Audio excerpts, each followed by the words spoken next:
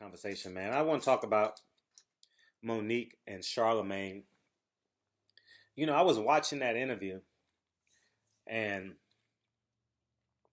I couldn't help but be disturbed at how a black man is discrediting another black woman. Now, at the end of the day, I don't care what race you are, what ethnicity you are, a man is supposed to protect and propel a woman. Charlamagne was discrediting her as if she was a man and as if she never accomplished what she says she has accomplished. Now, Monique, I'm not saying it hasn't happened to her. Maybe she's taken the argument a step further than it needs to be. But at the end of the day, whenever you go to a negotiating table, you take everything you've accomplished to the negotiating table, which will in turn increase your value. And Charlamagne I thought was very disrespectful. Unhonorable would be the word. You understand what I'm saying? And I didn't like his disposition. Like he's a auditorial bully. He's a microphone bully. You understand what I'm saying? And sometimes he's right. Sometimes he gets it right. Sometimes he gets it wrong. And this time he got it completely wrong. People are not understanding on any level. Like the argument, social media made an argument about her calling her man daddy. Her husband daddy, excuse me. Did you miss the operative word, husband? Right? She has the right to call her husband anything she wants. If they want to have a threesome, if they want to go on a date, if they want to fly to Cancun, if they want to fly to Australia, that's their relationship. And I'm willing to bet, since the divorce rate is over 50%, right? Half, I would say 70% of the people that are commenting about calling her angry about calling her husband daddy is probably divorced, lonely, middle-aged, 3 kids, no man. You understand? I'm willing to bet the percentages lean towards that than the latter. You understand what I'm saying? You can call your husband or your wife anything you want, as long as it fits the confines and you guys agree to it. No marriage is the same. No relationship is the same. No friendship is the same. You understand what I'm saying? So I took offense, not offense, but just the lack of common sense and or respect for the relationship that they have. You understand? She is a 50-year-old woman. I have older friends in my life that still call women broads. I don't call women broads because that's not my era, right? Like my 60-year-old friends that I hang out with, when we playing dominoes and shit in the neighborhood, they use the term broad. I don't get offended by it because that's their culture. They're baby boomers. They're World War II babies. You understand what? Or post-World War II babies. You understand? So that's just the lingo that they use. And she's a 50-year-old woman, I believe. Let her live a little bit, man. Let her fucking live, man. The conversation should not be about what she calls her husband. The conversation should be what Netflix called her at the negotiating table. They basically said, you're not worthy. Now, I can attest to what some of the things that Monique has gone through. As you guys know, I've been nominated for an Emmy. I've won countless film festivals. And because I'm black and because I'm 40, but my energy gives you the impression that I am of the hip hop era. You understand what I'm saying? Wherever I go, I take my energy with me, right? I'm literally always a ball of energy. You understand? So if I'm talking to a white man, and I use the term white man, I'm very illicit. When I'm talking to a white man about the potential of producing a film, producing whatever he wants me to produce, more than half the time, they're looking at me as if I'm just a young beginner. And I know it. And then the second level of the conversation, well, I've been nominated for an Emmy. I've had Michael Jordan in my films. The list goes on and on and on and on. I have great relationships with a bunch of professional athletes, right?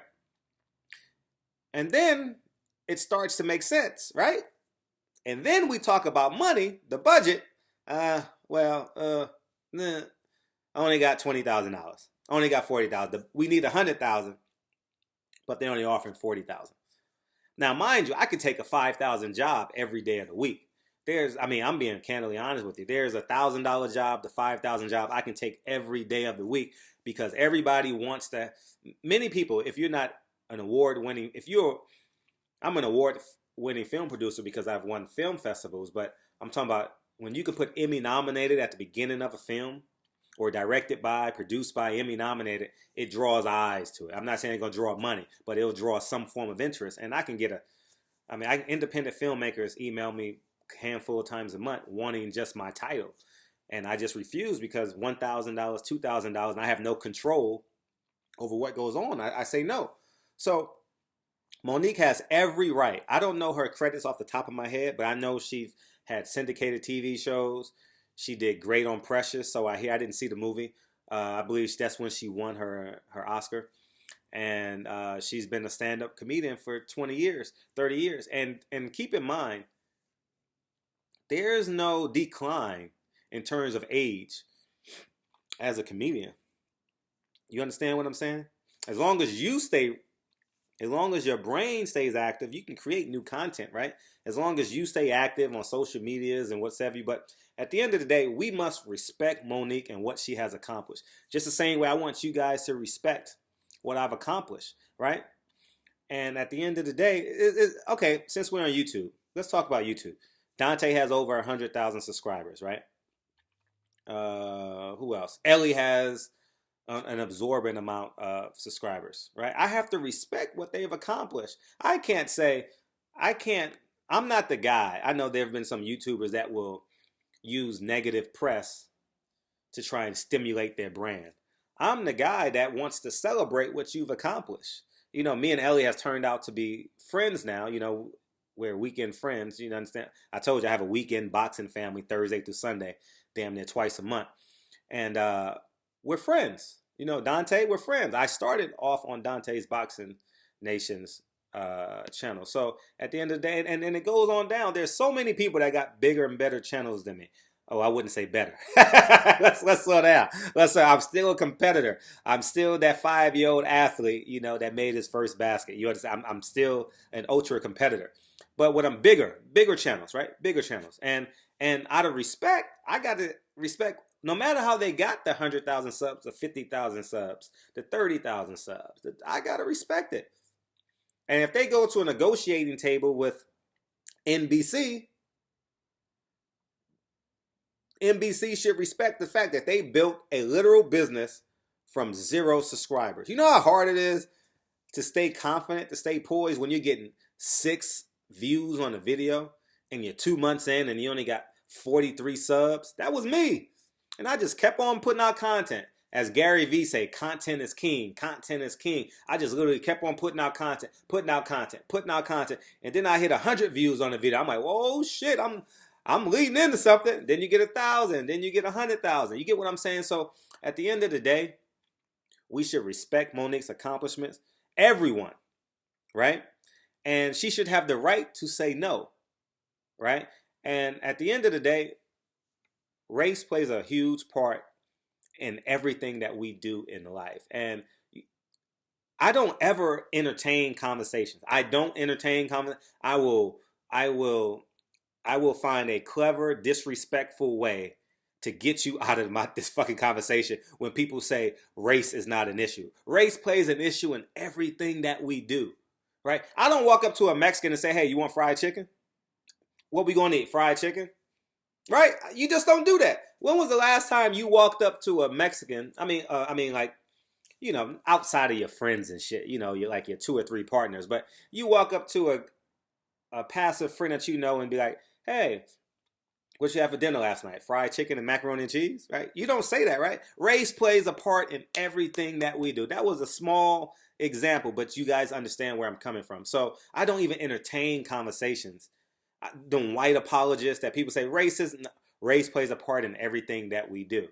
I shook your hand under the pretense that you are a white man, right? I didn't shake your hand with the previous knowledge of a black man. Potentially you grew up in the same environment I grew up in, so I give you that, and I give you a half a hug, and I call you a king, right?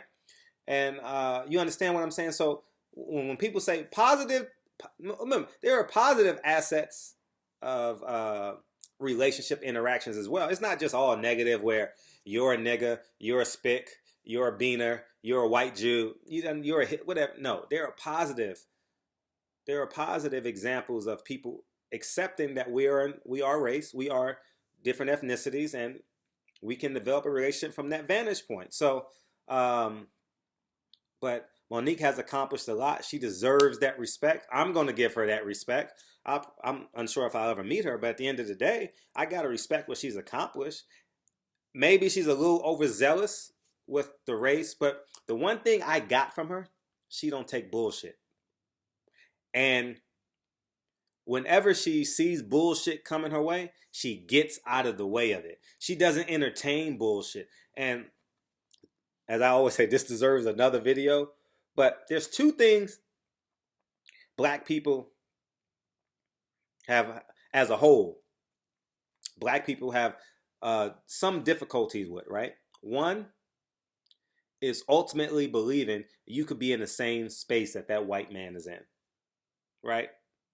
And two, accepting the fact that this black man is an example of what you can, black man or woman, what you can or can't accomplish. And what I mean by that is the crabs in the barrel as it relates to the successful black woman and white woman, right? We have a tendency as a whole, human nature, to be jealous, to be envious, to prey on their downfall, as my main man Biggie would say. You understand? So, and as it relates to the successful white man, we hold these motherfuckers in a pedestal, right?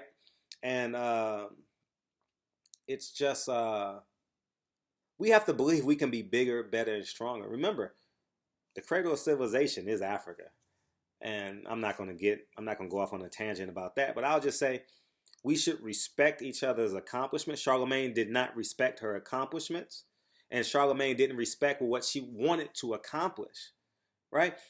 Her setting the precedent there opens up so many doors for other black people. And I don't know if she's hard to work with. I'm just going off of her resume. Her resume is exquisite, right? And she deserves that much. So anyways, man, I think Charlamagne should be donkey of the day. People are going in on Monique, but I thought she stood firm. She's a little bit overzealous. I admit she's a little overzealous as it relates to continuously pushing, but it's what she believes. And when a person, which I believe is of character, not crazy, believes what she believes, I'm going to side with that person. I have to ride with that person. So I think Charlamagne deserves donkey of the day as it relates to Monique.